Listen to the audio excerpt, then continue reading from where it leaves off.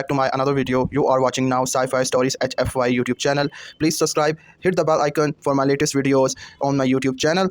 Like, share and subscribe. See you in the next video. Thank you. Bye. The stadium had never been so quiet in all its 40 years of roaring crowds.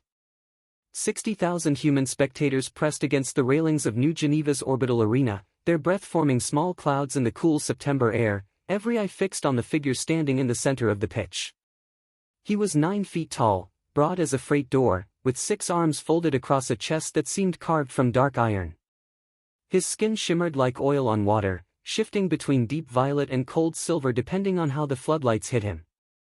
His name, the translators had informed humanity 3 weeks earlier, was Vreth-Kalos of the Silurian Collective, and he had come to Earth not with weapons, not with demands, but with an offer, a game. The Silurian Collective was the most powerful federation of civilizations in the known quadrant. 47 species. 12 star systems. And their favorite pastime, their sacred cultural institution, was a sport they called Vreth-Kalos, which bore a striking resemblance to what humans knew as association football. Same ball. Same goal. Same idea. Score more than your opponent. The physics, apparently, were universal. What was not universal was the talent. Vreth-Kalos had played Vreth-Kalos for 230 years. He had studied every known iteration of the sport across 11 species. He had blocked 14,000 consecutive shots without a single goal scored against him, a record that had stood for 60 years across 4 planetary leagues. He was not merely a goalkeeper. He was, by all measurable accounts, the apex of the position. Unbeatable. Immovable. A wall that breathed. And he had watched human soccer. "I have reviewed your footage," he had said at the first diplomatic reception, his translator clicking softly at his collar. 11,000 hours of your most celebrated matches. Your athletes are spirited. He had paused, his 4 black eyes scanning the row of FIFA delegates with something that was unmistakably condescension. But your technique is elementary. Your physics are simple. Your curvature calculations are predictable. I will stand in your goal for 90 minutes. Score if you can. The room had gone very still. And then, because humanity has never once backed down from a dare, they said yes. They assembled the squad in 3 weeks. Head coach Yara Solis, formerly the tactical director for the Brazilian national side and the first woman to manage a World Cup winning team, was given full authority to select 11 players from any nation, any club, any background. Age limit, none. Active status, required. The only rule was that they had to be the best in the world at what they did. She picked 10 field players without much debate. The arguments were small and technical, the kind that coaches like to have over good coffee and bad maps. It was the 11th selection, the striker, that took 11 days. She chose Marco Velasquez. He was 24 years old and played for a mid-table club in Valencia. He had never made a senior international squad. He had never scored in a top-flight European league. What he had done, from the time he was 7 years old kicking a rubber ball against the cracked wall of his uncle's garage in Medellin, was curve the ball. Not in the ordinary sense. Marco could bend a football with a precision that baffled biomechanical engineers and made goalkeepers feel as though the laws of physics were personally mocking them. His free kicks had a nickname in Spain, El Fantasma, the Ghost. The ball would leave his foot heading one direction and arrive at its destination from another, like a thought that changed its mind mid-sentence. Solis had one meeting with him. She showed him footage of Vreth-Kalos, the 6 arms, the reflexes that could track and intercept 4 simultaneous shots, the mathematical certainty with which the alien calculated every trajectory the moment a player's foot made contact with the ball. He processes angle and spin in real time, she told Marco. He accounts for wind, humidity, altitude, and the individual biomechanics of every player he faces within the first 3 minutes. After that, he knows every shot you can make before you make it. Marco was quiet for a long moment. Then he said, "Does he account for shots that aren't physically supposed to curve the way they do?" Solis looked at him. "Show me," she said. He showed her. She called FIFA the next morning. The 90 minutes were, for the most part, exactly what Vreth-Kalos had predicted. His 6 arms moved with the fluid grace of a conductor directing 6 orchestras at once. Every shot that came his way, and there were 41 of them before the 80th minute, was caught, deflected, or smothered before it had even completed its arc. He moved across the goal line like water filling space, his lower limbs rooted and his upper body a constant, shifting machinery of interception. Twice he caught 2 simultaneous shots with different pairs of hands while a third ball rolled harmlessly into his grasp.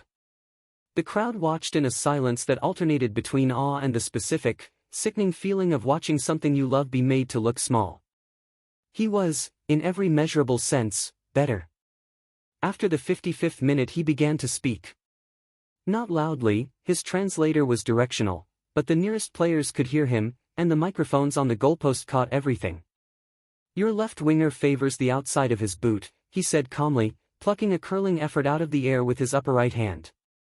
"Your number 10 telegraphs the driven low shot by dropping his shoulder before contact. He redirected a thundering strike around the post without looking. Your number 9 breathes out before he shoots. Every time. Without exception. He caught a corner kick header with almost casual indifference. You are a species of patterns.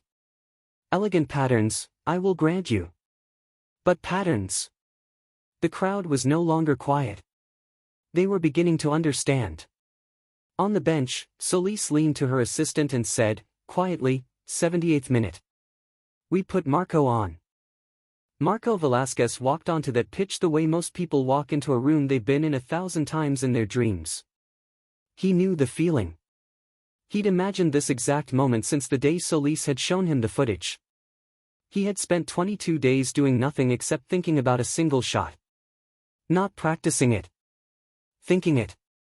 Because the thing about El Fantasma, the reason it had never been formally documented, the reason the engineers who studied it wrote careful, qualified reports full of phrases like anomalous spin coefficient and improbable aerodynamic deviation, was that Marco didn't fully understand it himself. It wasn't mechanical. It wasn't a formula. It was something that lived between instinct and imagination, something that happened when he stopped thinking about where the ball should go and started feeling where it wanted to go. Vreth-Kalos clocked him immediately. He had been watching since Marco entered the tunnel. "Number 12, he said to no one in particular. Not in the pre-match data. Late substitution. Average height. Dominant left foot. Likely a set-piece specialist." His 4 eyes tracked Marco's warm-up touches. Slightly unusual rotation on the ball at contact. Marginally higher spin rate than standard. Accounting for it. He was already calculating. The 83rd minute. A foul 30 yards from goal. Slightly left of center. The referee's whistle cut across the stadium. Marco placed the ball. He looked at the wall. He looked at the goal. He looked at Vreth-Kalos, who was positioned perfectly, offset 2 feet to the right to cover the statistical probability distribution of every shot a player of Marco's profile was likely to attempt. The alien's 4 eyes met Marco's too. "I have already determined the 11 most probable trajectories of this kick," Vreth-Kalos said, loud enough for the microphones. "I have positioned accordingly. Whatever you intend, I am already there." Marco nodded slowly. "I know," he said. "I'm not going where I intend." He took 4 steps and struck the ball. What happened in the next 1.3 seconds has since been studied by 17 separate research institutions across 6 countries. The ball left Marco's foot on a trajectory that Vreth-Kalos' processors immediately identified and began tracking. It was moving toward the upper right corner, a standard placement for a right-footed disguised shot from a left-footed player. Vreth-Kalos shifted his upper body to intercept, 3 arms extending in coordinated sequence. Then the ball changed. Not gradually. Not in the way a well-struck curve ball bends through a slow, predictable arc. It changed the way a sentence changes meaning when you reach the last word, suddenly, completely, as though the entire journey before had been a kind of lie told to set up the truth.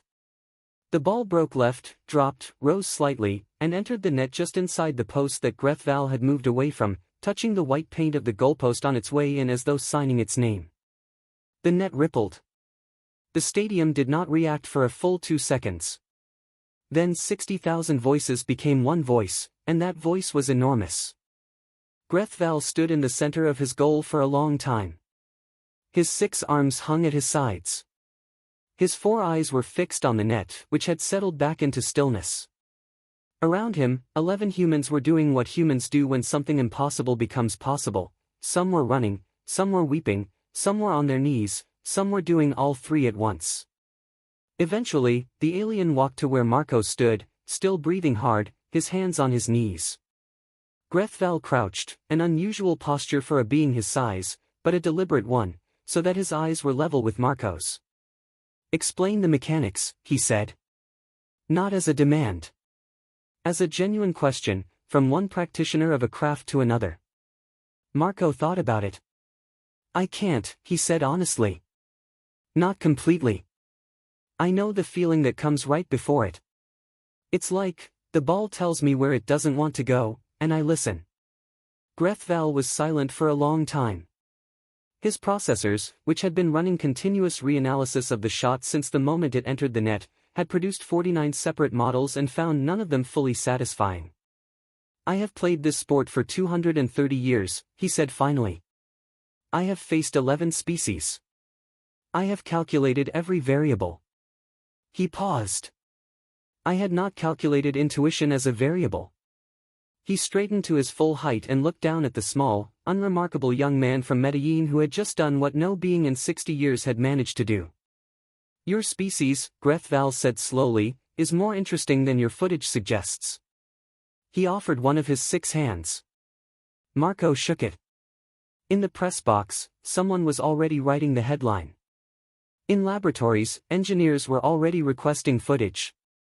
In a stadium that smelled of grass and cold air and the particular electricity of witnessed miracles, 60,000 people were still making noise. The final score was 1-0. And somewhere in the long and complicated history of games played between species who both happen to love a ball and a goal and the beautiful, unruly business of trying to beat someone better than yourself, this one would be remembered for a very long time.